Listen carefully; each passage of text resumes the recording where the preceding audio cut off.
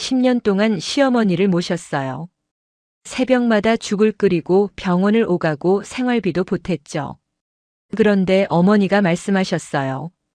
20억 집은 큰아들 주고 나는 너희가 모셔라. 참았어요. 가족이니까요. 그러다 낡은 서랍에서 통장을 발견했어요. 10년간 저희가 보낸 돈이 어디로 갔는지 알게 됐죠. 모신 게 아니었어요. 뜯긴 거였어요. 저는 조용히 서류를 챙겼어요. 본 영상은 실제 사연을 가상으로 표현한 작품입니다. 무료로 할 수 있는 구독과 좋아요를 눌러주시면 영상을 만드는데 힘이 됩니다. 시작하기 전에 어느 지역에서 듣고 계신지 댓글로 알려주시면 그곳으로 행복을 보내드리겠습니다. 이야기 시작하겠습니다. 안녕하세요. 저는 김서연, 올해 38이에요. 저는 둘째 며느리예요. 결혼한 지 10년이 됐죠. 근데 이상해요. 10년 동안 시어머니를 모셨는데 저는 아직도 며느리 대접을 못 받아요. 오늘도 새벽 5시에 일어났어요.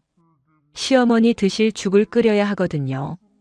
어머니는 소화가 안 좋으셔서 아침마다 죽을 드셔요. 호박죽, 잣죽, 전복죽. 매일 다르게 해드리죠. 남편 민수는 아직 자고 있어요. 아들 선우도요. 저만 부엌에 서 있어요. 죽을 끓이면서 생각해요. 큰아들 며느리는 뭘 하고 있을까요? 아마 자고 있겠죠. 그 집은 명절에만 얼굴을 비추거든요. 시어머니는 두 아들이 있어요. 큰아들 정훈 씨, 둘째 아들 민수. 제 남편이 둘째예요. 큰아들 부부는 서울에 살아요. 좋은 아파트에서요. 1년에 명절 2번, 어머니 생신 1번. 딱 3번 와요. 올 때마다 비싼 선물을 들고 오죠. 그러면 시어머니는 환하게 웃으세요. 역시 우리 큰아들이야. 이렇게 좋은 걸 사왔네. 저는 매일 반찬을 해다 드려요. 병원도 모셔다 드리고 약도 챙겨 드리죠. 생활비도 저희가 보태요. 근데 시어머니는 한 번도 그렇게 환하게 웃어주신 적이 없어요. 서운하냐고요? 솔직히 서운해요. 근데 참아요. 가족이니까요. 그래도 어머니잖아. 저는 항상 그렇게 생각해요. 어머니가 편하시면 된다고요. 지난달에 어머니가 쓰러지셨어요. 새벽에 화장실 가시다가 어지러우셨대요. 저한테 전화가 왔죠. 새벽 2시예요. 병원에 달려갔어요. 일주일 동안 병실을 지켰죠. 회사에 휴가를 냈어요. 선우는 친정엄마한테 맡겼고요. 큰아들한테도 연락했어요. 어머니 입원하셨다고요. 아, 그래요? 바빠서 못 갈 것 같은데. 재수 씨가 좀 맡아줘요. 그게 끝이었어요. 일주일 동안 한 번도 안 왔어요. 어머니가 퇴원하시던 날 큰아들이 꽃다발을 들고 나타났어요. 딱 그날만요. 어머니 많이 걱정했어요. 이제 괜찮으시죠? 시어머니가 큰아들 손을 꼭 잡으셨어요. 눈물까지 글썽이시면서요. 우리 정훈이가 왔네. 고맙다 아들아. 저는 옆에 서 있었어요. 일주일 동안 밤새 간호한 사람은 저인데요. 근데 어머니는 저를 쳐다보지도 않으셨어요. 그날 밤 저는 몰래 울었어요. 화장실에서요. 남편한테도 말 안 했어요. 말해봤자 뭐가 달라지겠어요. 남편 민수는 좋은 사람이에요. 근데 엄마 앞에서는 아무 말도 못해요. 어릴 때부터 형한테 밀렸나 봐요. 그래서 저도 참는 거예요. 남편이 힘들어할까 봐요. 명절 때면 더 심해요. 큰아들 부부가 오면 시어머니는 반찬을 따로 챙겨주세요. 좋은 것만 골라서요. 저희한테는 그냥 있는 거 먹으라고 하시죠. 선우가 한번 물었어요. 엄마, 할머니는 왜 큰아버지만 좋아해? 저는 대답을 못했어요. 10살짜리 아이 눈에도 보이는 거예요. 그래도 저는 참았어요. 가족이니까요. 어머니가 편하시면 된다고요. 근데 며칠 전 시어머니가 가족 회의를 하자고 하셨어요. 중요한 얘기가 있대요. 이상한 예감이 들었어요. 뭔가 불안했죠. 다음 주 일요일에 다 모이기로 했어요. 큰아들 부부도 온대요. 드문 일이죠. 저는 아직 몰라요. 그날 제 인생이 완전히 뒤집힐 거라는 걸요. 10년 동안 믿어왔던 게 전부 무너질 거라는 걸요. 그 한마디에 10년이 무너졌어요. 일요일이 됐어요. 시어머니 댁 거실에 온 가족이 모였죠. 큰아들 부부, 저희 부부, 그리고 시어머니. 선우는 친정에 맡겨두고 왔어요. 이상하게 분위기가 무거웠어요. 큰아들 부부는 뭔가 아는 표정이었죠. 저만 모르는 게 있는 것 같았어요. 시어머니가 기침을 하시더니 말문을 여셨어요. 다 모였으니까 얘기할게. 내 나이가 68이야. 이제 정리할 건 정리해야지. 정리라는 말에 가슴이 철렁했어요. 무슨 정리요? 시어머니가 서류 봉투를 꺼내셨어요. 두툼한 봉투였죠. 안에 뭐가 들었는지 궁금했어요. 이 집 있잖아. 시가로 20억은 된대. 20억이요. 저는 숨을 삼켰어요. 시어머니가 사시는 이 집이 그렇게 비싼 줄 몰랐거든요. 이 집은 정훈이한테 줄 거야. 순간 귀를 의심했어요. 뭐라고요? 큰아들이 고개를 끄덕였어요. 이미 알고 있던 거예요. 옆에 앉은 큰며느리도 표정 하나 안 변했죠. 저는 남편을 봤어요. 민수도 얼어붙어 있었어요. 이건 처음 듣는 얘기인 게 분명했죠. 어머니, 그게 무슨... 민수가 말을 꺼내려 했어요. 시어머니가 손을 드셨죠. 말을 막으시는 거예요. 장남이 집을 물려받는 건 당연한 거야. 예로부터 그랬어. 예로부터요? 저는 귀가 멍멍해졌어요. 시어머니가 저를 보셨어요. 아니, 저를 본 게 아니라 그냥 둘째 쪽을 힐끗 보신 거예요.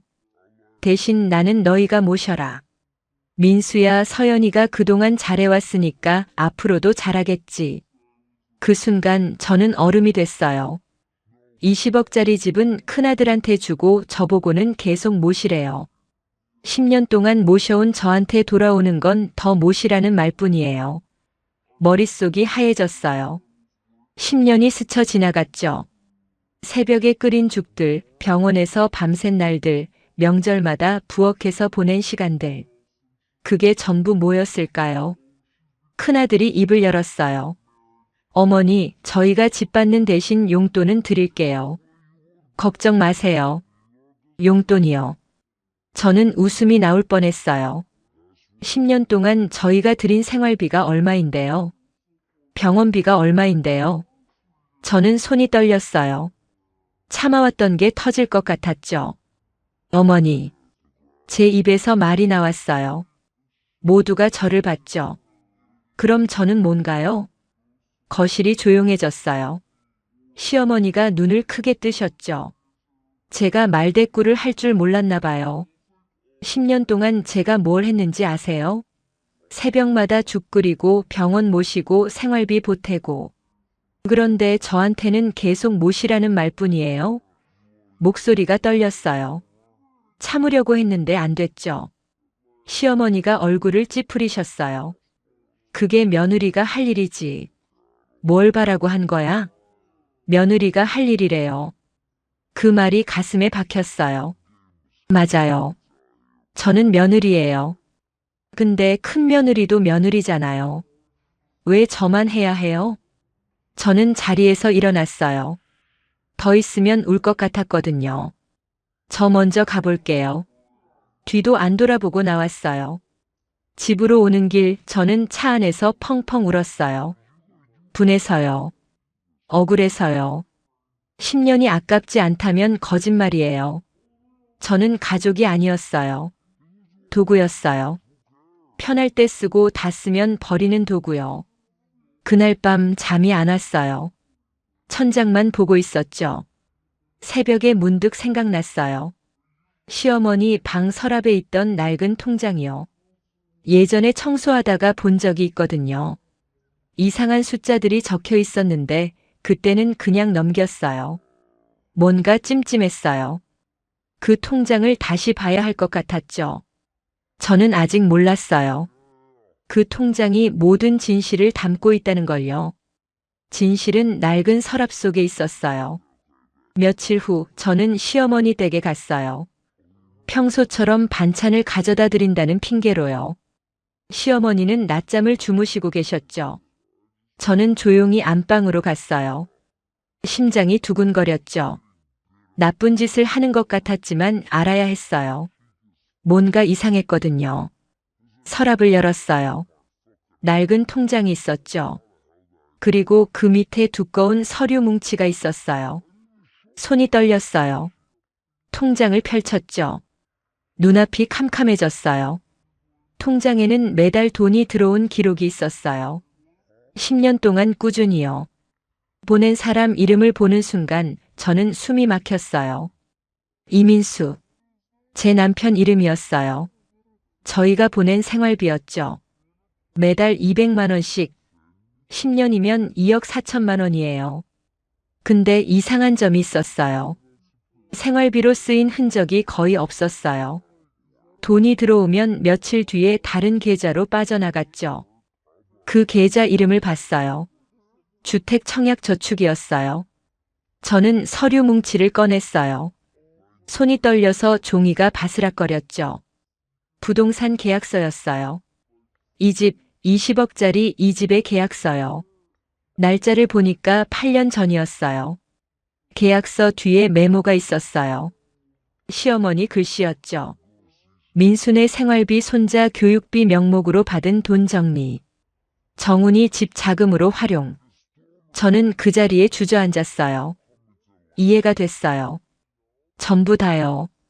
시어머니는 저희한테 생활비를 받았어요. 손자 선우 교육비도 보태달라고 하셨죠. 저희는 드렸어요. 가족이니까요. 어머니가 편하게 사시라고요. 근데 그 돈은 생활비로 안 쓰였어요. 몰래 모아서 이 집을 산 거예요. 큰아들한테 줄 집을요. 저희 돈으로요. 계산해 봤어요. 10년간 생활비 2억 4천. 선우 교육비 명목으로 받은 돈 1억 정도. 명절마다 드린 용돈, 병원비까지 합치면 4억이 넘었어요. 20억 집의 5분의 1이 저희 돈이었어요. 모신 게 아니었어요. 뜯긴 거였어요. 저는 한참을 거기 앉아 있었어요. 눈물도 안 나왔죠. 너무 어이가 없어서요. 10년 동안 바보처럼 살았어요. 좋은 며느리가 되려고 아등바등했죠. 근데 저는 그냥 돈줄이었어요. ATM 기계랑 다를 게 없었어요. 서류를 사진으로 찍었어요. 통장도요. 증거를 남겨야 했거든요. 집에 돌아와서 남편한테 보여줬어요. 민수는 한참 동안 말이 없었어요. 그러더니 벽을 주먹으로 쳤죠. 엄마가 이럴 수가. 저는 민수를 탓하지 않았어요. 이 사람도 몰랐던 거니까요. 엄마를 믿었던 거니까요. 근데 이제는 알아요. 믿음만으로는 안 돼요. 눈 뜨고 봐야 해요. 저는 결심했어요. 당하고만 있지 않겠다고요. 다음 날 저는 법률 상담을 받으러 갔어요.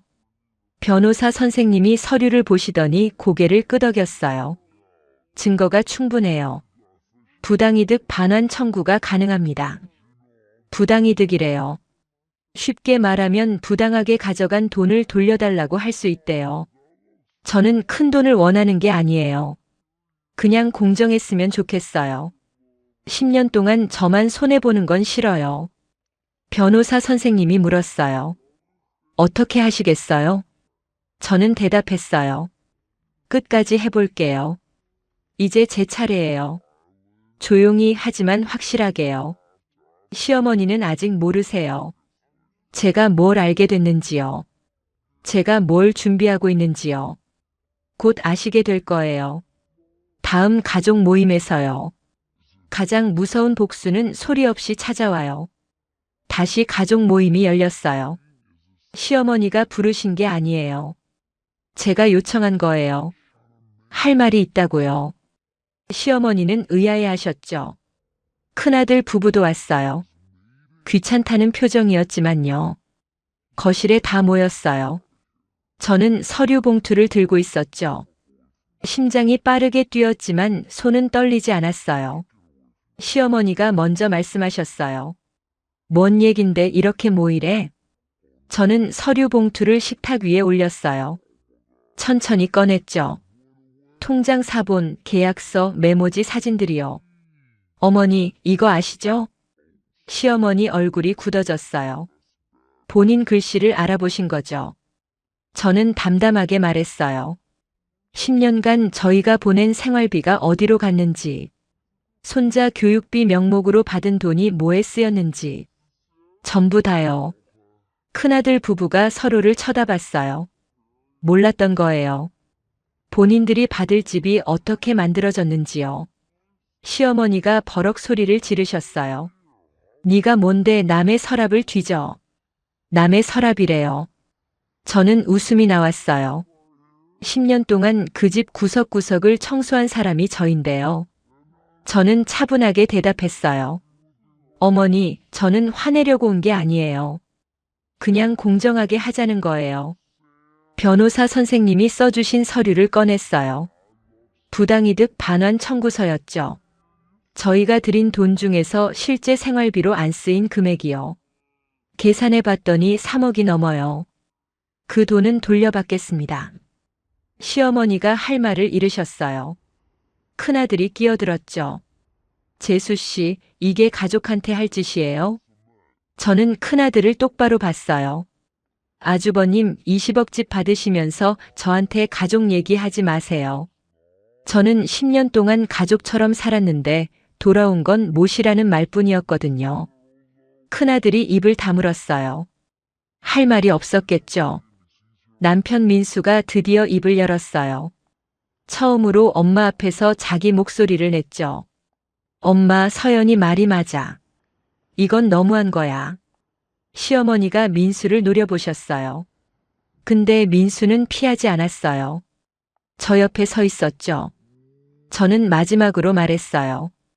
어머니, 저는 어머니를 미워하지 않아요. 그냥 더 이상 이용당하기 싫을 뿐이에요.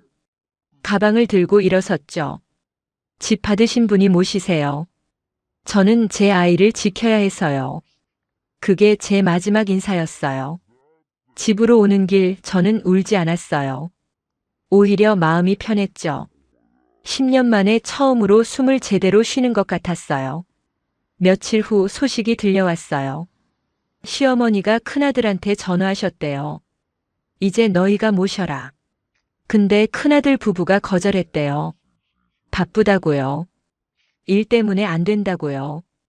20억 집은 받으면서 모시는 건 싫대요. 그게 그 사람들이에요. 시어머니는 처음으로 혼자가 되셨어요. 그렇게 아끼던 큰아들이 외면하니까 얼마나 허무하실까요? 저는 찾아가지 않았어요. 가면 또 이용당할 테니까요. 선우가 물었어요. 엄마, 할머니 안 봐? 저는 선우 머리를 쓰다듬으며 말했어요. 할머니는 당분간 바쁘시대. 거짓말이지만요. 아이한테 복잡한 얘기를 할 순 없잖아요. 한 달 후 법원에서 연락이 왔어요. 부당이득 반환 청구가 받아들여졌대요. 3억 2천만 원을 돌려받게 됐죠. 돈이 중요한 게 아니에요. 제가 바보가 아니었다는 걸 증명한 게 중요해요. 저는 이제 제 삶을 살 거예요. 남편이랑 선우랑 셋이서요. 가족을 잃은 게 아니에요. 제 삶의 주인이 된 거예요. 가장 무서운 복수는 칼이 아니에요. 더 이상 이용당하지 않는 거예요. 창밖을 봤어요. 햇살이 따뜻하더라고요. 오늘부터 진짜 제 인생이 시작이에요. 이야기가 감동적이었다면 구독과 좋아요 눌러주시고 주인공에게 응원의 댓글도 부탁드립니다.